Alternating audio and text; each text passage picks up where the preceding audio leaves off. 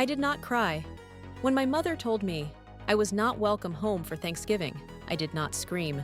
When my sister posted photos of them eating the turkey I paid for, instead, I looked at the calendar.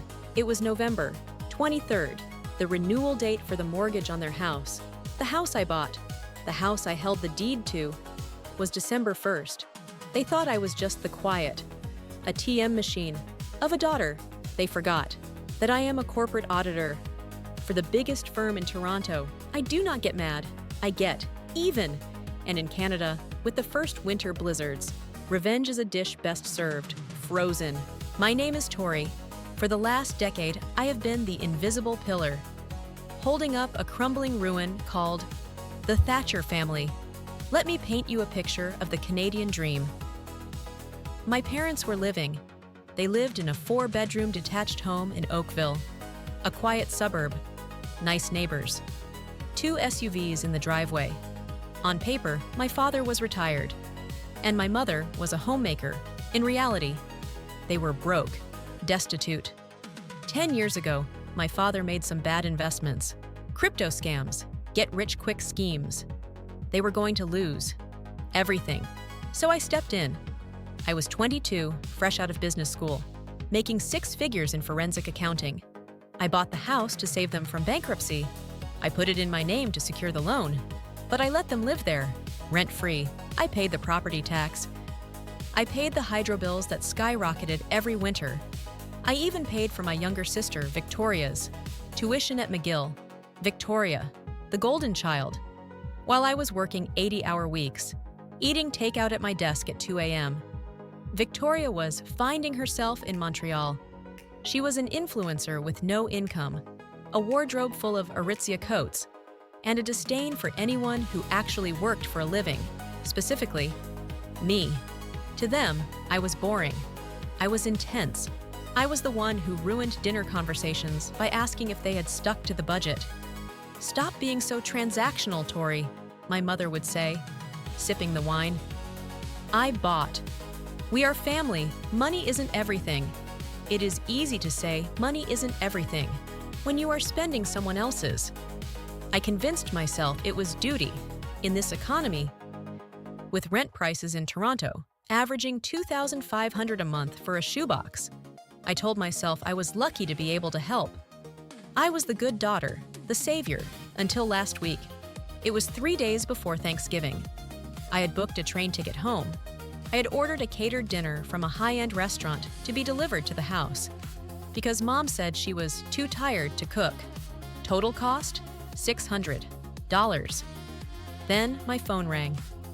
"Hi, Mom," I answered, putting my laptop away. "I am just packing. Do you need me to bring anything?" Silence. Then a sigh. The specific sigh she used when I was being difficult. "Tori, honey," she started. "Listen, Victoria is bringing her new boyfriend home. He is from a very wealthy family. Old money." "Okay," I said. So, Victoria is very nervous. She wants everything to be perfect, and you know how you get." I paused. "How do I get?" "You get intense. You talk about work. You ask about money. It stresses Victoria out. She thinks, we think, it might be better if you do not come this year." I froze. I looked around my empty apartment. "Mom, I paid for the dinner. I paid for the heating bill you just texted me about yesterday." I know, she said, dismissive. "And we appreciate it. But this is Victoria's chance. We just want her to be happy. We can do Christmas together, okay? Just give us this one. Give us this one." As if I hadn't given them the last 10 years of my life. "Fine," I said. My voice was calm, eerily calm. "Enjoy the dinner." I hung up. I sat there for a long time. I felt a cracking sensation in my chest. It wasn't my heart breaking, or it was the blindfold falling off. They didn't love me, they loved my wallet, they loved the safety net I provided. But as a person, I was an embarrassment, a utility bill they wished they didn't have to look at. I opened my banking app. I looked at the recurring transfers, mortgage, insurance, property tax, Victoria's credit card allowance. Then I open my email. An alert from the bank. Mortgage renewal notice. Term ends December 1st, 2024. Variable rate adjustment required. The interest rates in Canada had spiked. The payments on the Oakville house were about to jump from $3,000 to $5,200 a month. I was supposed to sign the renewal papers on Monday. I was supposed to lock in a new rate and keep absorbing the cost. I looked at the Approve button, and then I closed the laptop. Thanksgiving Day came. I went to a steakhouse downtown. Alone, I ordered a $300 bottle of wine and the most expensive ribeye. I posted a picture on Instagram, caption, "Peace and quiet, priceless." Victoria saw it. She didn't like it. She was too busy posting stories of my parents, in my house, eating the food I bought, with her new boyfriend. I zoomed in on the boyfriend. I recognized him, not personally, but professionally. His name was Julian. I had audited a shell company connected to his family last year. They weren't old money. They were old debt. They were leveraged to the hilt, drowning in lawsuits. Victoria was trying to trap a con artist, and my parents were helping her, using my money to stage the set. A woman at the next table noticed me staring at my phone. She was older, sharp eyes, wearing a blazer that cost more than my car. "Bad date?" she asked. "Bad family," I replied. Her name was Eleanor. Turns out, Eleanor wasn't just a random diner.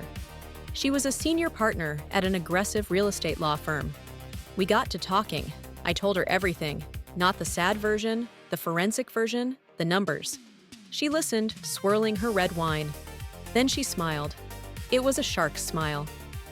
"Tori," I asked, "if I want to sell, do I have to go through the landlord and tenant board? I hear evictions in Ontario can take up to a year." Eleanor laughed, a dry, sharp sound. "Under the Residential Tenancies Act, yes, but Tori, your family doesn't pay rent. There is no formal lease, which means legally, they are not tenants. The RTA doesn't apply to them." I blinked. "Then what are they?" "They are unauthorized occupants, guests who have overstayed their welcome," Eleanor said, handing me her business card. "You don't need the LTB. You don't need a hearing. Under common law, you just give them reasonable notice to leave. And if they don't, you change the locks." I went home. I checked my messages. Nothing from Mom, nothing from Dad. Just a text from Victoria. "Thanks for staying away. Julian loves the house. I told him Dad built it. Dad built it." That was the moment. The last thread snapped. Monday morning, 8 a.m. I walked into Eleanor's office. "I want to sell," I said. "Everything. The house, the car, the cottage they use in the summer. Liquidate it all." "This is a hostile removal," Eleanor warned. "It will get ugly." "I know," I said. "Let's make it legal, and let's make it fast." Step 1. The mortgage. I did not sign the renewal. Instead, I called the bank. I told them I would not be renewing the mortgage. I was selling the property. Because the term was up, the mortgage went into an open, high-interest holdover status. The bank sent a notice to the address, not to me, to the property address. Step 2. The notice. I didn't send an N12 eviction form. I didn't need to play by tenant rules. I hired a process server on Tuesday afternoon, while my mother was likely bragging to her friends about Victoria's new boyfriend. A man in a suit knocked on the door. He served them with a formal notice to vacate. Since they weren't covered by the RTA, I didn't have to give them 60 days or wait for a board hearing. I gave them exactly 30 days to remove themselves and their belongings. After that, they would be legally considered trespassers. 30 days to find a new place in the Greater Toronto area, with no income, no credit score, and no Tory. Step 3. The freeze. I canceled the credit cards. I cut the phone plans. I logged into the utility accounts and scheduled a complete disconnect for the exact day the 30-day notice expired. Then, I turned off my phone. Wednesday, my office phone rang. It was the reception. "Tori, your father is in the lobby. He is, shouting." I told them to let him up. Dad stormed into the glass-walled conference room. He looked smaller than I remembered, scared. "What is this?" He threw the notice on the table. "Are you insane? You are kicking us out? In winter?" "It is strictly business," I said, not looking up from my spreadsheet. "I am rebalancing my portfolio.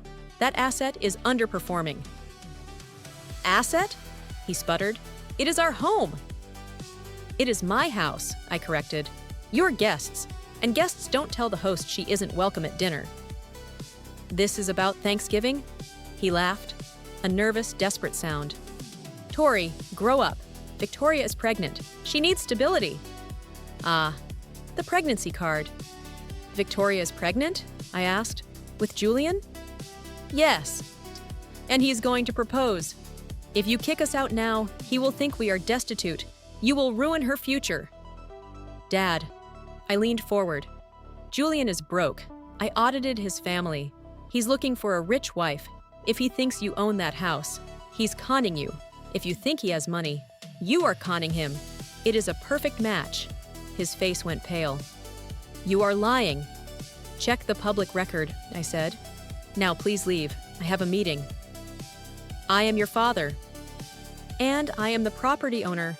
I pressed the intercom button. "Security, please escort Mr. Thatcher out." Late December was brutal. A polar vortex hit Ontario. Temperatures dropped to -25. My parents refused to leave. They thought I was bluffing. They thought I would cave like I always did. They thought the landlord and tenant board would protect them. Victoria texted me, "You are a monster. I hope you die alone." I didn't reply. I just forwarded the text to my lawyer. As evidence of harassment, December 27th, the 30-day deadline expired.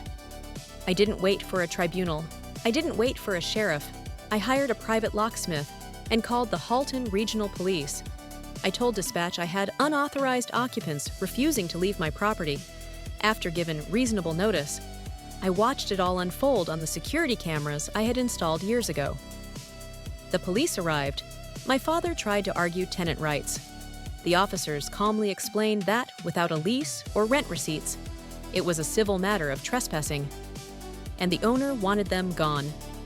Immediately, I saw my mother crying in her fur coat, the one I paid for, holding a box of china while the locksmith changed the front door deadbolt.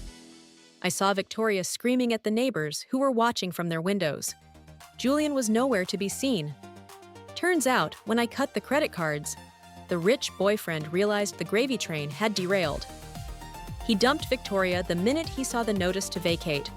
They were put out on the curb, literally. They called me from a payphone at a Tim Hortons 3 hours later. "Tori," my mother was sobbing, "please, it is freezing. We have nowhere to go. The hotels want a credit card. Ours are declined." I sat in my warm apartment, looking at the snow falling against the glass. I took a sip of tea. "I hear Montreal is nice this time of year," I said. "Maybe Victoria can find herself there." "Tori, please." "We are family." "Family doesn't exclude family," I said. "You wanted a life without my drama? You got it. You wanted a life without my interference? You got it. Figure it out." I hung up, and then I blocked the number. It has been 6 months. I sold the house in Oakville. For $1.8 million, I paid off my own mortgage on the condo. I invested the rest. I heard through the grapevine, Aunt Patricia, the only one who talks to me, that my parents are living in a basement apartment in Hamilton. Dad had to go back to work as a greeter at Walmart. Mom is actually cooking her own meals now. Victoria had the baby. She is living with them, working shifts at a diner. Julian is currently under investigation for fraud. Last week, I got a letter in the mail. No return address. It was a birthday card from Mom. Inside, there was no money, just a scribbled note. "We miss you. Please call." I looked at it. I thought about the 10 years of sacrifice. I thought about the empty chair at the Thanksgiving table. I took out my lighter. I lit the corner of the card and dropped it into the sink. I watched it burn until it was nothing but ash. Then, I turned on the tap and washed it all away. I grabbed my keys. I was meeting Eleanor for dinner. We have a tradition now. Every Sunday, we go to the most expensive steakhouse in the city, and we toast to the best investment I ever made. Divesting from toxic assets.